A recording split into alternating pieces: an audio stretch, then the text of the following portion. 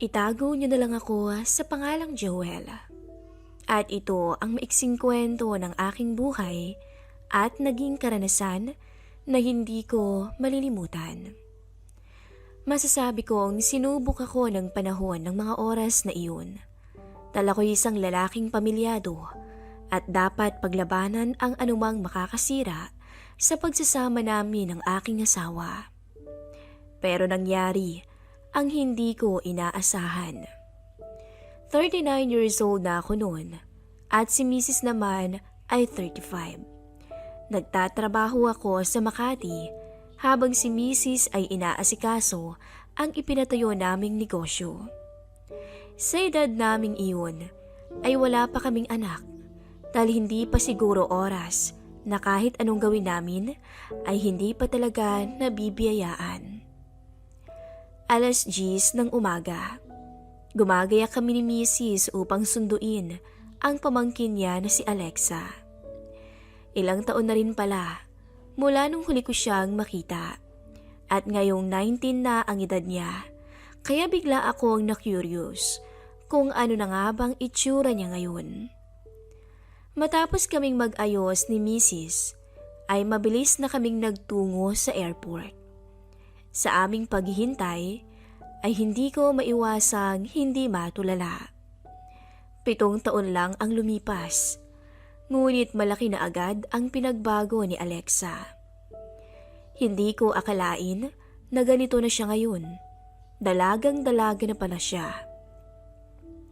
Nung huling makita ko lang siya, ay nakikipaghabulan pa sa mga bata sa labas ng bahay namin at naglalaro pa noon ng kung ano-ano.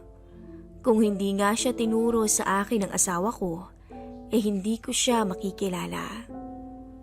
"Hoy, natulala ka na dyan." Siniko ako ng aking misis. "Ha? Oo nga. Nagulat lang ako sa laki ng pinagbago nitong si Alexa." Ang sabi ko nang makalapit na siya sa amin. Dito naman, hindi na ho ba ko yung dating Alexa na mahilig maglaro noon? Tawa ng dalaga na lalong gumanda ng ngumiti. Pwede mo na siyang ihanay sa mga dalagang artista na napapanood sa TV. Ganun talaga kapag nasa ibang bansa, mas lalong gumaganda. Maganda ba naman ang lahi namin Sagot ni Mrs. "O siya, maganda na kayo." Biro ko pa sa dalawa. "Halina kayo at nang makapagpahinga na rin si Alexa." Okay lang po ako." Sagot naman niya at nagulat pa ako nang agad siyang kumapit sa braso ko bago naman namin tinungo ang sasakyan. Sa amin halos lumaki at nanirahan si Alexa, na anak ng nakababatang kapatid ni Mrs. Nurse sa US ang mommy niya. Nang makapagtrabaho doon ay sa amin muna iniwan si Alexa. Hanggang ma-petition siya nung nasa tamang edad na ito. Matagal nang yumao ang tatay niya at wala naman siyang ibang pinagkakatiwalaan kundi kaming mag-asawa lang nung time na yun. Sa unahan ng kotse umupo si Alexa. Kaya habang tinatahak namin ang EDSA, ay hindi ko maiwasan ang sarili ko na hindi mapasulyap sa dalaga. Noon pa man ay makinis at maputi na si Alexa. Ngunit mas gumanda pa ngayon ang kutis nito. Nakapusod ang mahaba niyang buhok, kaya litaw ang kanyang batok na para bang di pa nadidikitan ng alikabok. Naka-short si Alexa at walang manggas na blouse. Halatang hindi nasanay sa init ng Pinas. Napasulyap tuloy ako sa kanyang legs nang hindi sinasadya. Hindi na kasi tulad ng dati. Ngayon ay ganap nang binibini si Alexa. Masasabi kong malayong mas maganda siya sa misis ko noong nakilala ko to at niligawan. May hawig sila, pero iba ang dating ng balak-balikbayang dalaga. Nakakalaso ng katinoan. Pilit kong kinukumbinsi ang sarili ko ng mga oras na yun. Alam kong mali na ang tinatakbo ng isip ko. Lihim na lang akong napangiti at napailing habang pilit na inaalis sa aking isipan ang itsura ni Alexa na hindi mawala-wala ng mga oras na yun. Mabilis lumipas ang 3 linggo. Ilang araw na lang ay babalik na ulit sa States si Alexa para ipagpatuloy ang kanyang pag-aaral. Masaya naman ang bakasyon niya dito dahil naigala namin siyang mabuti sa mga lugar na nais niya at dati niyang pinapasyalan noon pa. Hanggang sa dumating yung araw na hindi ko inaasahan na dadaan sa buhay ko. Itunuring ko tong pagsubok na hindi ko nakayanan bilang lalaking may asawa na. Isang gabi noon, wala sa bahay ang misis ko. May overnight seminar ang opisina nila sa Tagaytay. Makakatulog na sana ako nang may biglang nagbukas ng pinto ng kwarto namin. Tito Joel, gising ka pa? Dumungaw sa loob ng kwarto si Alexa. Oh, bakit, may problema ba? Wala naman po, hindi lang kasi ako makatulog sa room ko eh. Ang init-init kasi at parang hindi na ako sanay mag-isa. Pwede ba akong makitulog dito? Naka-aircon naman ikaw, right? Ha? Sige. Halika dito. Sa kama ka na lang at dyan na lang ako sa sahig maglalatag. Bumangon ako upang ayusin sana ang higaan ko sa may sahig. No, wag na po. Tabi na lang tayo dito sa may bed. Wala naman po si tita eh, kaya tabi na lang tayo. Sabi niya pagkasara niya ng pinto at naglakad papalapit sa pwesto ko.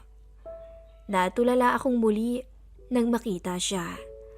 Nakasandong puti siya na manipis at short na loose ngunit maiksi. Kahit maliit na liwanag lang mula sa lampshade ang nakabukas na ilaw, ay aninag ko pa rin siya dahil na rin sa malaporsilanin niyang kutis. Habang papalapit siya, ay unti-unting lumalakas ang kabog sa puso ko. Mahal ko ang misis ko pero kapag ganito kaganda ang lalapit, ay kaya ko kayang paglabanan? Alam kong ito ang pinakamahirap na pagdadaanan ng mga lalaking pamilyado na tulad ko. Ang kusang lapitan ng isang biyaya. Bigla akong kinuha ang isang unan at pasimpleng itinakip sa aking sarili. Nakakahiya naman kasi sa dalaga kung mahalata niya na nadala ko sa kanya. At baka isipin pa niya na ang mister ng tiya niya ay bastos pala. Nakashort din lang ako at sando ng mga oras na yun. Hindi ko kasi inaasahan na pupuntahan pala ako ni Alexa.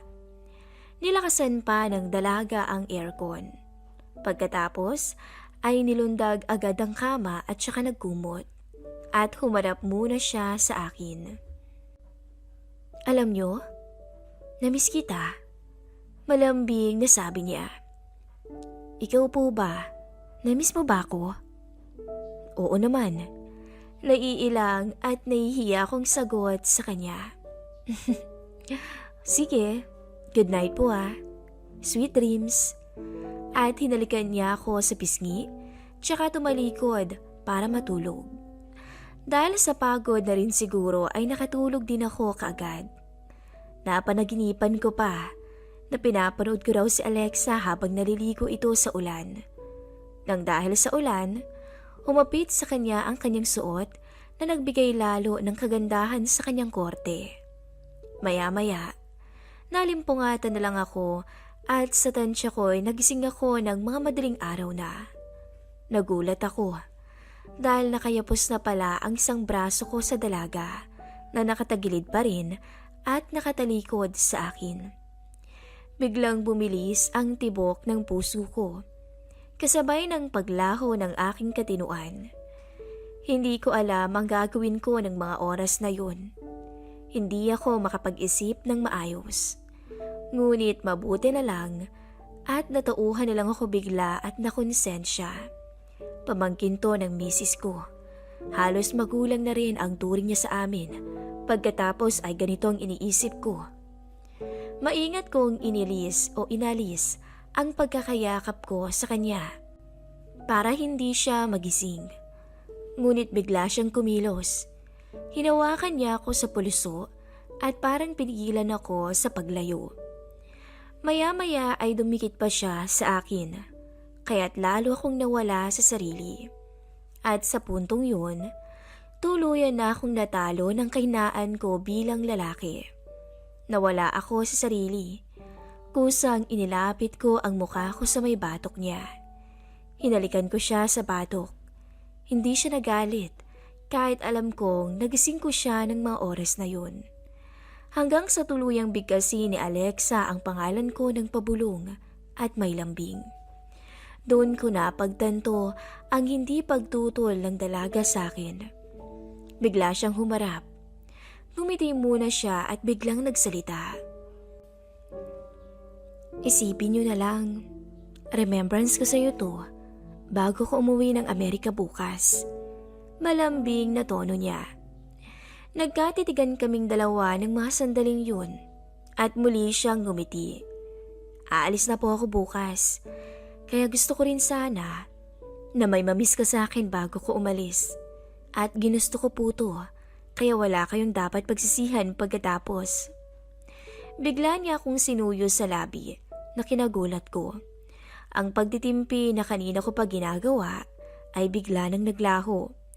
Tuluyang dumapo na rin ang mga halik at aplos ko sa dalaga na para bang tinuring ko siyang bagong nobya. Hindi ko maiwasan na hindi pagmasdan ang kagandahan niya. Hanggang sa tuluyang pumagitan ako sa mga binti niya para sa isang hindi malilimutang sandali. Halos mapayakap ng mahigpit sa akin si Alexa ng mga sandaling yun. At baka sa mukha nito ang alapaap na hiniling niya mula sa akin. Halos isang oras din kaming nagtampisaw sa kasalanan. Hanggang sa pagbagsak akong o pabagsak akong napahiga sa kama at parehas kaming hiningal at pagod. Napatingin ako kay Alexa nang bigla itong nagsalita. Thank you po ah. Nakangiting sabi nito nang humarap sa akin tsaka yumakap muli sa akin. Halos isang oras din kaming nagtampisaw sa kasalanan ni Alexa. Hanggang sa pabagsak akong napahiga sa may kama at parehas kaming hingal at pagod. Napatingin pa ako kay Alexa nang bigla tong magsalita.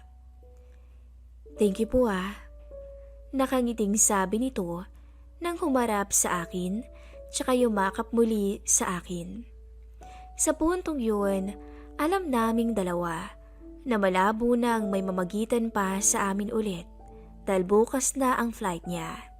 Isa pa, alam kong lahat ng sobra ay masama. Pasensya ka na rin Alexa, hindi dapat nangyari to. It's okay po, ginusto ko rin naman eh. Tsaka sabi ko nga, remembrance na lang natin to sa isa't isa. Matagal-tagal na naman kasi akong hindi makakauwi dito, kaya mamimiss talaga kita. Doon niya inamin na attracted daw talaga siya sa mga lalaking mas may edad na, malayo ang edad sa kanya. Hindi niya raw alam, pero ako raw ang una niyang napansin nang makauwi siya sa Pinas. Pagdating ng umaga ay dumating na rin si Mrs. Nakaayos na noon si Alexa dahil iahatid na namin siya sa airport.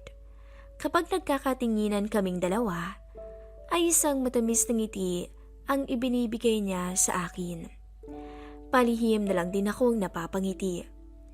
Nang makarating kami sa airport, ay nagpaalam na sa amin si Alexa. Yumakap siya sa asawa ko at maging sa akin. Bago siya humiwalay, ay may binulong pa siya. Sa susunod po ulit sabay kindat niya sa akin.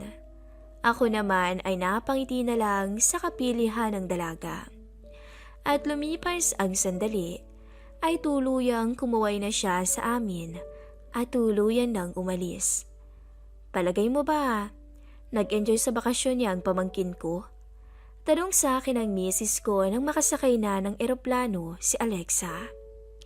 Napatawa naman ako at muling inaalala ang binulong ni Alexa. Oo naman, nakita mo naman sa mga ngiti niya kanina, di ba? Sagot ko naman sa misis ko habang papauwi na kami. At yun na, ang masasabi kong hindi ko inaasahang sandali ng buhay ko. Sabihin man nating mali at hindi dapat, ay itunuring ko na lang na matamis na alaala na kailanman ay hindi ko malilimutan. Hanggang dito na lamang po at maraming salamat.